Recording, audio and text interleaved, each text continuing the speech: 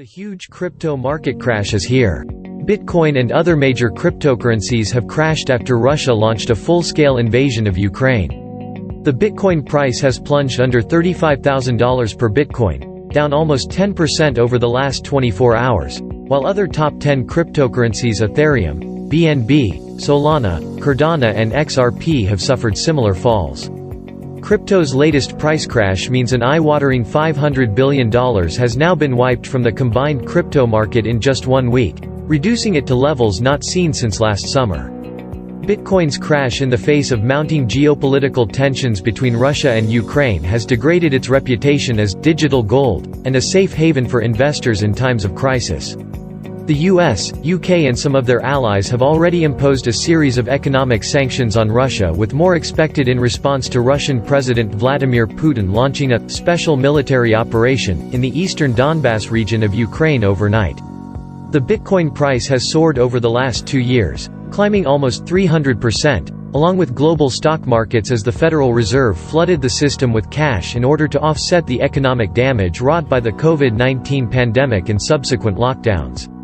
However, the Bitcoin price peaked in November last year at almost $70,000 and has now lost 50% of its value as the Fed gears up to hike interest rates for the first time in COVID era and cut back its huge stimulus measures. Smaller cryptocurrencies such as Ethereum, BNB, Solana, Cardano and XRP have largely outpaced Bitcoin's rally over the last 2 years.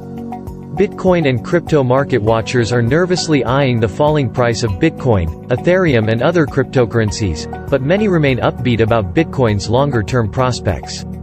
I do believe the bleeding will continue, but I also think we are getting near the end. One thing I can safely say is that Bitcoin is cheaper at $38,000 than it is at $69,000. It had dropped to under $34,000 a few weeks ago. Alexander Loers, director of blockchain market research at research group Quantum Economics, wrote in emailed comments, adding he is still bullish on Bitcoin and decentralized digital assets in the long term. In January, I did predict certain factors would cause selling pressure, wrote Loers, pointing to action Federal Reserve policymakers would take to combat inflation.